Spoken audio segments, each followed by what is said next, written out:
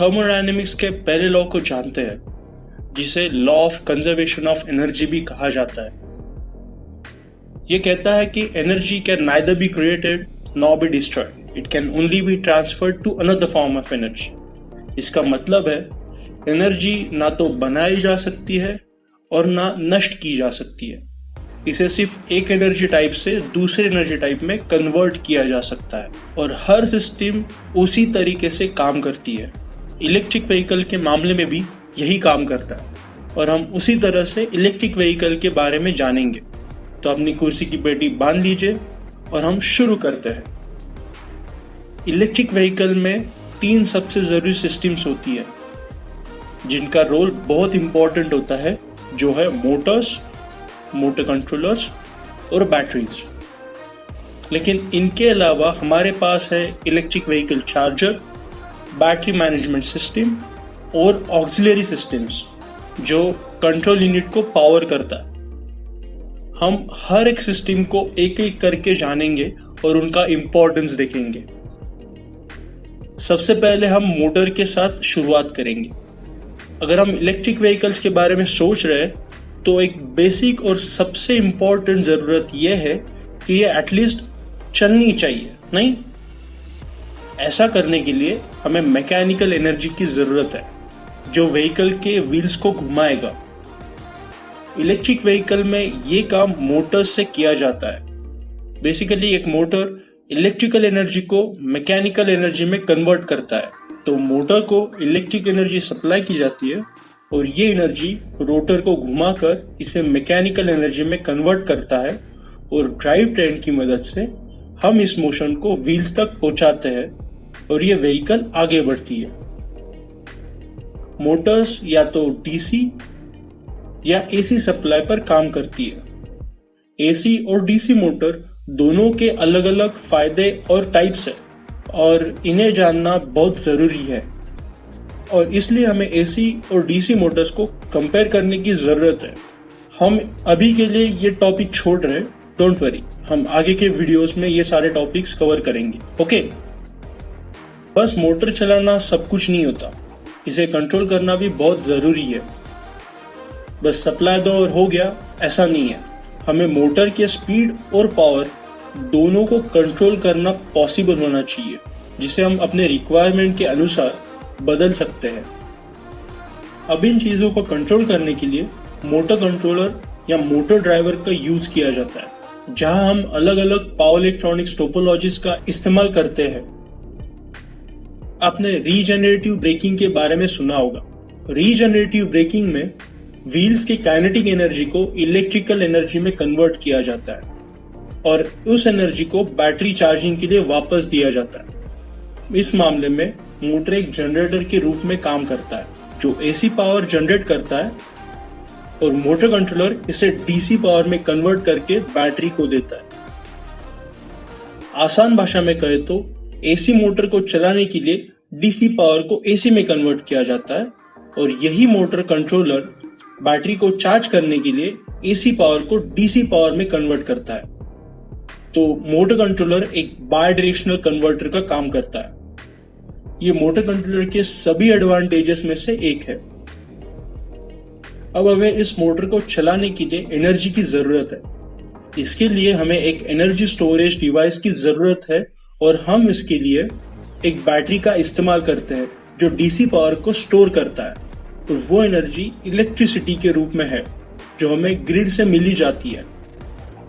हालांकि हमें ग्रिड से एसी सप्लाई मिलता है, यानी कि ट्रांसमिशन लाइन से ग्रिड पर हमें अल्टरनेटिंग करंट सप्लाई मिलता है, लेकिन हम इस एसी एनर्जी को बैटरी में स्टोर नहीं कर सकते।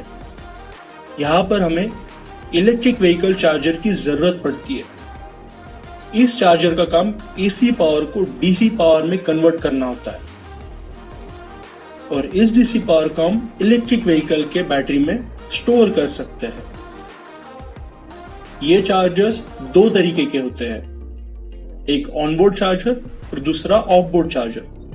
जैसे कि नाम से ही पता चलता है कि ऑनबोर्ड चार्जर व्हीकल के सिस्टम का हिस्सा होता है जो व्हीकल के अंदर ही मौजूद होता है, और दूसरा ऑफबोर्ड चार्जर जो व्हीकल के बाहर होता है, उसका पूरा सिस्टम व्हीकल के बाहर होता है। व्हीकल को ऑनबोर्ड चार्जर से चार्ज करने के लिए एक डिवाइस मौजूद होता है जिसे EVSE कहा जाता है, यानी कि इलेक्ट्रिक व्हीकल सप्लाई इक्विपमेंट। ये डिवाइस व्हीकल और ग्रिड के बीच में एक सेफ और स्मार्ट कनेक्शन के लिए सबसे आसान तरीका है। बहुत से लोग इसे वॉल माउंट चार्जर भी कहते हैं। अगर इस चार्जिंग के बारे में और जानना चाहते हो तो यहाँ दिखाए गए कार्ड पर क्लिक करके ये वीडियो देख सकते हो। ये वीडियो इलेक्ट्रिक व्हीकल के चार्जिंग के बारे में आपको पूरी जानकारी देगा। लेकिन दोस्तों, इस इलेक्ट्रिक व्हीकल के बैटरी पैक को चार्ज करना इतना आसान भी नहीं है।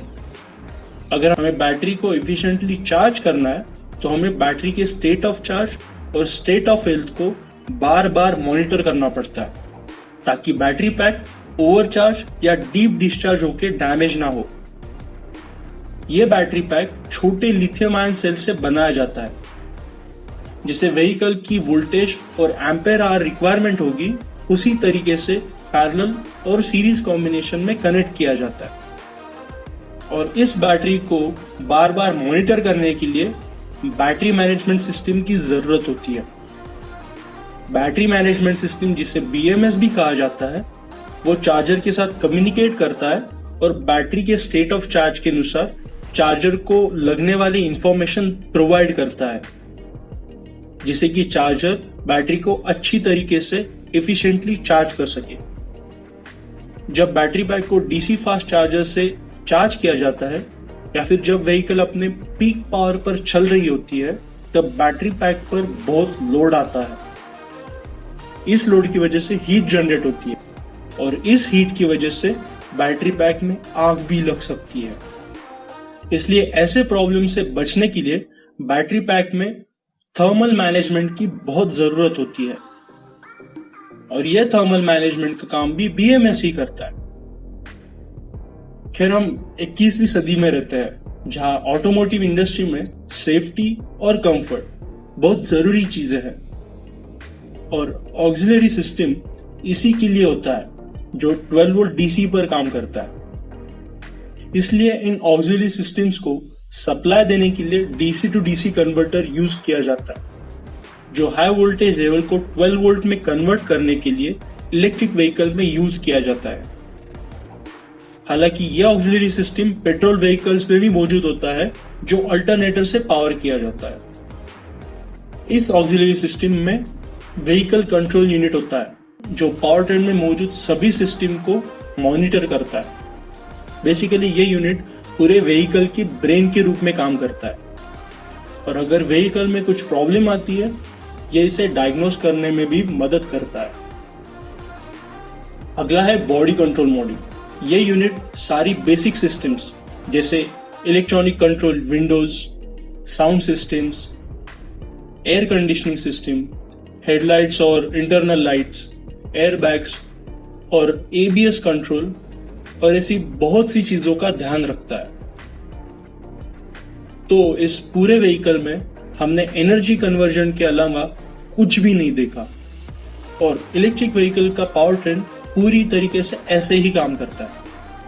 इसमें बैटरी पैक में एनर्जी स्टोर करने के लिए AC से DC में कन्वर्जन किया जाता है, और मोटर को चलाने के लिए DC पावर को AC में कन्वर्ट किया जाता है।